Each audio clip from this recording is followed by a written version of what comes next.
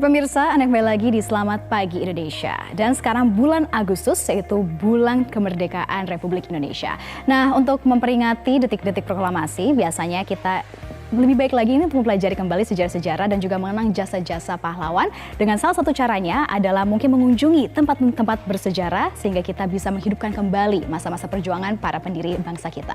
Nah, jelang proklamasi kemerdekaan Indonesia kali ini ada satu peristiwa besar yang memang terjadi kepada proklamator kemerdekaan Republik Indonesia, Soekarno dan Hatta. Karena sehari sebelum proklamasi, Bung Karno dan Bung Hatta diculik oleh sejumlah pemuda dan dibawa ke Rengas Dengklok di Karawang, Jawa Barat.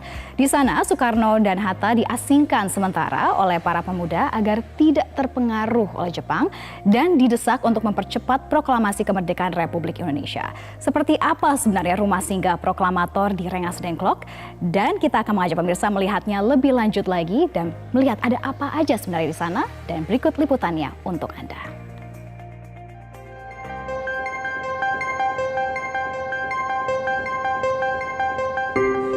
Inilah rumah Jiao Kieseong, warga Rengas Dengklok keturunan Tionghoa, yang rumahnya dijadikan sebagai tempat persinggahan sementara Bung Karno dan Bung Hatta saat diculik oleh golongan muda pejuang kemerdekaan.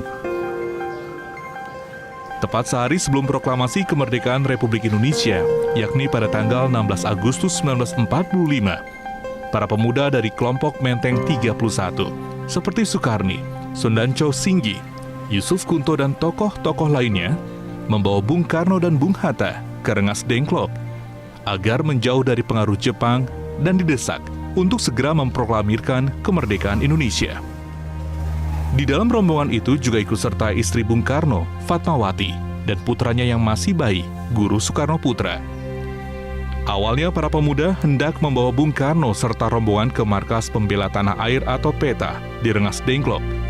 Namun kemudian rombongan singgah dan memilih pindah ke rumah Jiao Kieseong yang dianggap lebih tertutup dan tidak mencolok untuk menghindari pengawasan Belanda.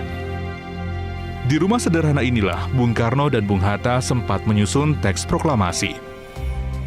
Kamar serta barang-barang peninggalan waktu itu hingga kini masih terawat rapi.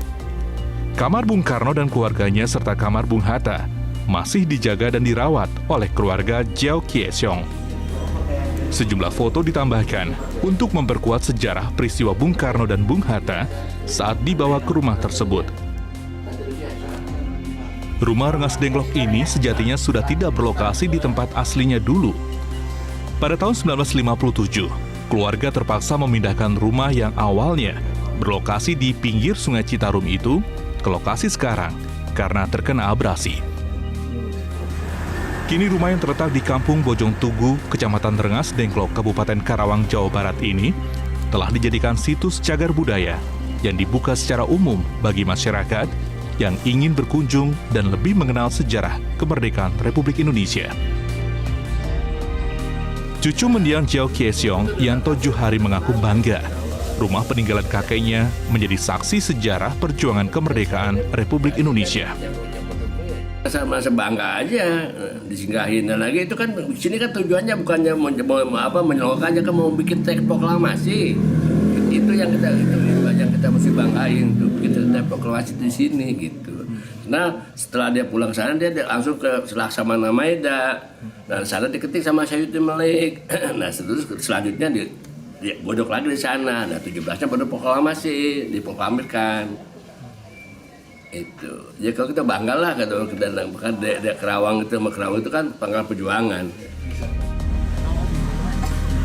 Sementara itu, lokasi di mana markas pasukan PETA yang letaknya tak jauh dari lokasi rumah ini telah dijadikan situs cagar budaya, Monumen Kebulatan Tekad Rengas Dengklok. Di kompleks situs ini, pengunjung bisa melihat perjalanan tokoh-tokoh bangsa saat dibawa oleh para pemuda ke Rengas Dengklok untuk mempersiapkan proklamasi kemerdekaan Indonesia. Dari Karawang, Jawa Barat, Bambang Aris, Metro TV. Jangan lupa subscribe YouTube channel Metro TV News dan jangan lupa nyalakan notifikasinya.